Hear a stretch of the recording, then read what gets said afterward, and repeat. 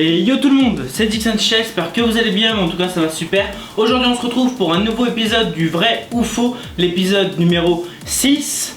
Ça commence à faire beaucoup, vous appréciez ce genre de vidéo où je réponds à vos questions par des vrais ou par des faux et des explications. Aujourd'hui c'est l'épisode 6, du coup c'est parti. Dans la tour, je me rappelle les cafards, les bacs, les Yankees, à l'appel. Aujourd'hui, Hamdoullah, plus besoin de le faire. Le monde, Chico, y'a le buzz tant qu'il est chaud, on va le faire.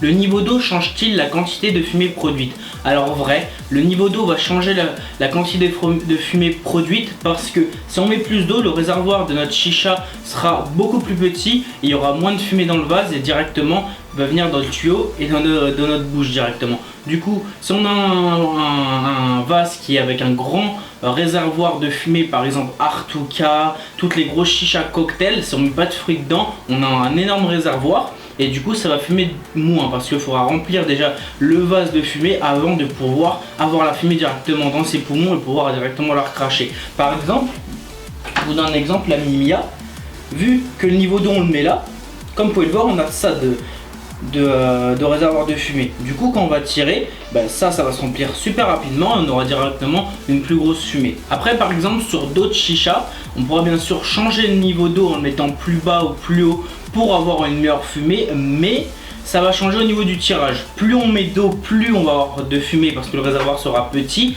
mais plus le tirage sera beaucoup plus lourd. Du coup, il faut faire un juste milieu entre les deux, avoir un tirage fluide ou un tirage lourd qui vous convient, mais pas mettre trop d'eau, sinon il y aura des remontées d'eau et surtout ça va être super dur à tirer. Mais oui, la quantité d'eau et le réservoir du vase jouent aussi sur la fumée. On peut chauffer le tabac directement avec un briquet comme un bang et pas utiliser de charbon. Alors faux, on ne peut pas directement mettre un briquet par exemple sur sa tête comme ça en allumant comme vous avez montré dans une dernière vidéo d'une personne qui avait fait ça.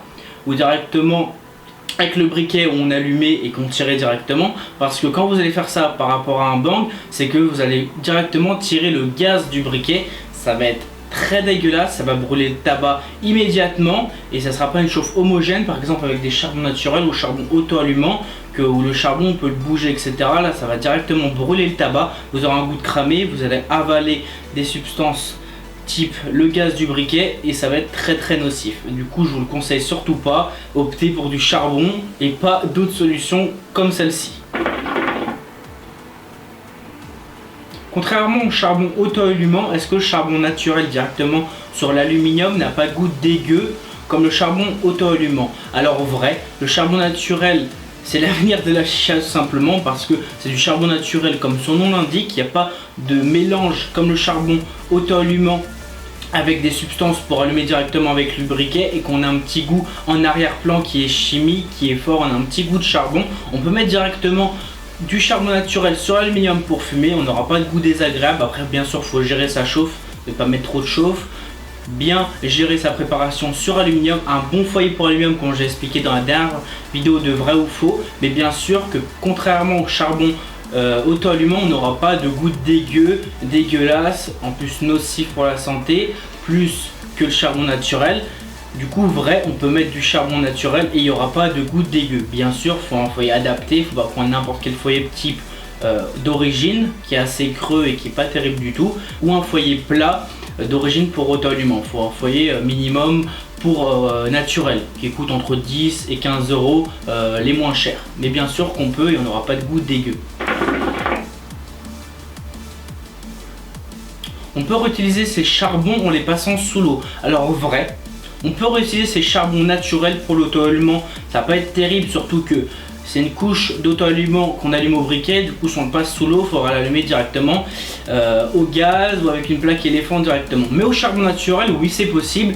Big up à Singe Pelé qui a fait une vidéo, je vous mets le lien dans la description. Il a fait une vidéo de récupération de charbon, du coup, parce qu'on a toujours nos charbons qui restent à moitié sur notre brode ou notre caloude, et du coup bon c'est un peu rapia au niveau de la technique hein. Mais oui on peut bien sûr les récupérer, on les passe sous l'eau, on les met dans une petite boîte dehors pour bien qu'ils sèchent et après on peut le réutiliser d'ici 24-48 heures. Bon, personnellement je l'avais déjà fait cette technique là, ça marche pas mal pour le calout. Bon, après il faut bien doser au niveau de la chauffe, ne pas en mettre trop et ni assez, mais ça marche en tout cas.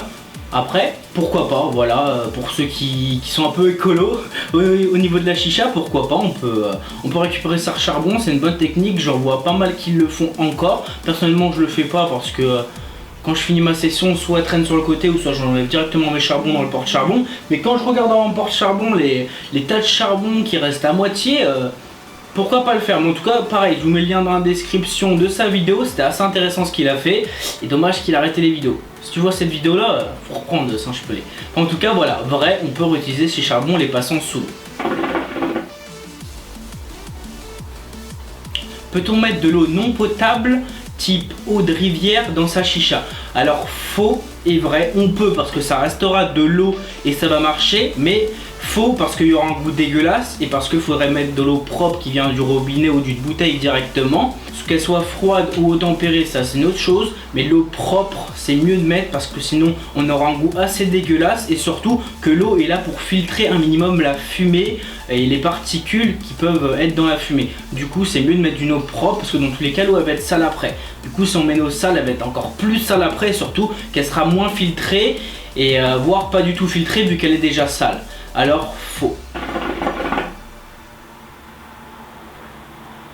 Peut-on mettre sa chicha dans la machine à laver pour la laver parce que le goût reste? Si on peut pas, comment faire pour enlever le goût?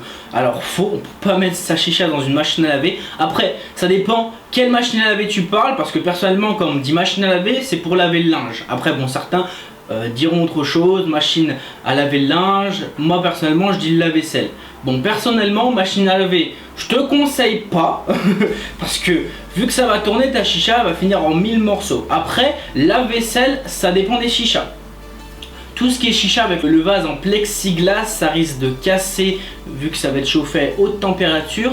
Après, tout ce qui est vase en verre, ça dépend énormément des vases en verre. Tout ce qui est Minimia, Kaya, Ami Deluxe, ça peut résister, mais tout ce qui est chicha tout en verre ou K-Concept, Labo, Auduman, Magic Glass, pareil, je te le conseille pas. Parce que bon, même si c'est chauffé à haute température et que le verre qu'on utilise tous les jours peut résister, là on sait jamais comment ça va sortir à la fin du lavage. Du coup tu peux mettre tout ce qui est colonne, tuyau par exemple, foyer et autres, si jamais tu veux pas te casser la tête à nettoyer ton matos à la main. Après ça dépend bien sûr, faut faire attention, mais c'est pas la meilleure des solutions. Après, pour enlever le goût de la chicha, ça dépend vraiment de ta chicha. Si c'est une chicha en verre, je te conseille de regarder ma vidéo comment laver une chicha en verre, que je mets dans la description, une petite annotation ici. Après, c'est chicha type Minimia, Céleste, tout simplement brosse, liquide vaisselle, et faut bien frotter. Voilà. Est-ce que ça existe vraiment, entre guillemets, tu lâches beaucoup de fumée parce que tes poumons sont meilleurs? Alors vrai. Est-ce que c'est influent sur la fumée?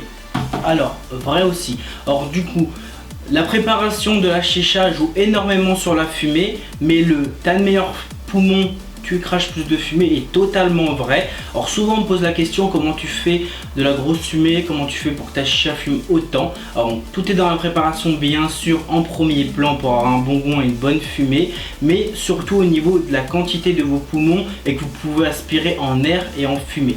Alors par exemple quand on a de petits poumons, on tire comme ça par exemple.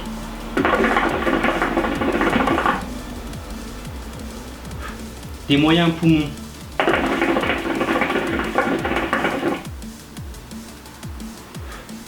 on peut voir déjà la quantité de fumée qui a changé. Alors ça va vraiment dépendre de vos poumons si vous tirez longtemps ou pas longtemps au niveau de la quantité de fumée qui va produire. Par exemple moi j'ai des gros poumons, je tire super longtemps et c'est pour ça que la fumée est beaucoup plus intense et beaucoup plus nette, beaucoup plus blanche. Il y a beaucoup plus de contenu de fumée qui sort de ma chicha tout simplement. Après bien sûr faut faire attention à ça, ne tirez pas comme des malades sur votre chicha pour faire une grosse fumée, parce que si vous tirez longtemps, votre cerveau sera moins irrigué en oxygène et du coup vous risquez d'avoir des malaises ou des mal de crâne. Du coup tirez normalement selon vos capacités pulmonaires Par exemple, moi je vais vous montrer, moi vu que je tire longtemps parce que j'ai des gros poumons, la quantité de fumée par rapport aux petits et aux moyens que je vous ai montré précédemment.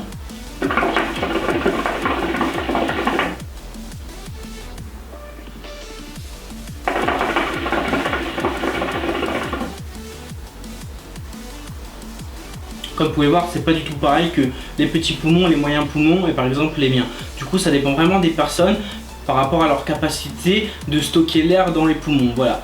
Du coup, ça joue énormément sur la fumée aussi, vos poumons, comment vous tirez. Mais bon, faites attention, comme je vous ai dit, ça peut être dangereux si vous tirez plus que vos capacités.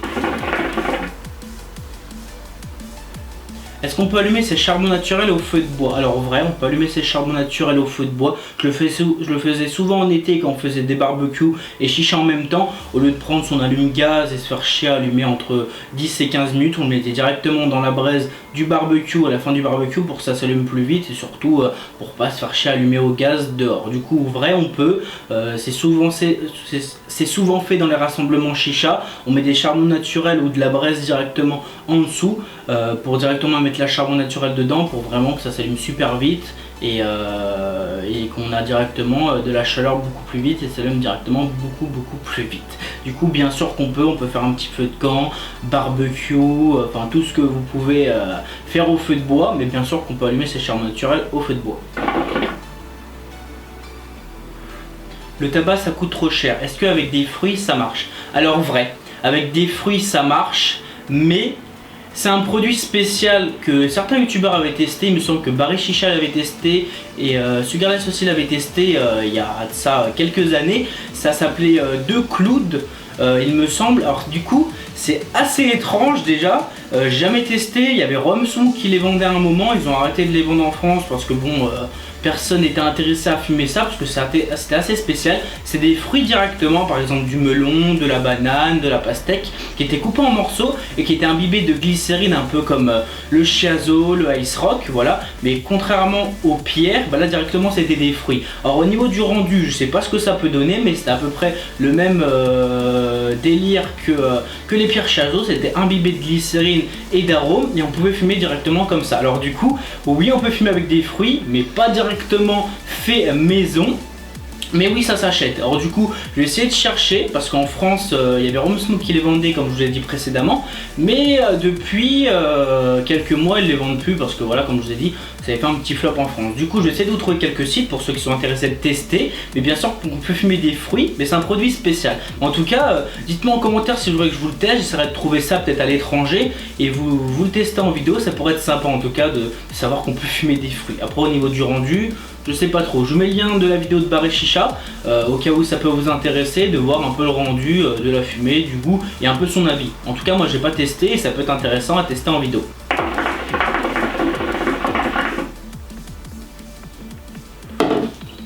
Voilà l'équipe, la vidéo est maintenant terminée pour l'épisode 6 du vrai ou faux. J'espère que ça vous a plu.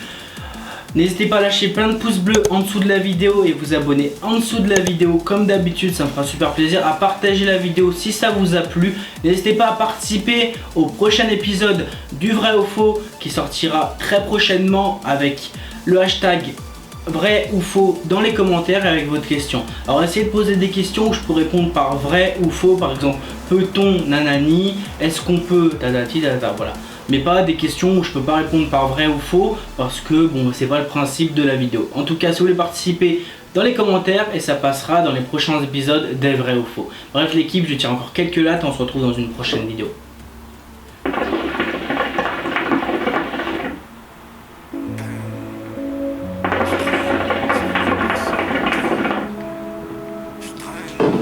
Allez, peace. Bambina, bambina, bambina. Y'a rien de magique, tu sais, ma vie, ça me choque pas trop. Bambina, bambina, bambina.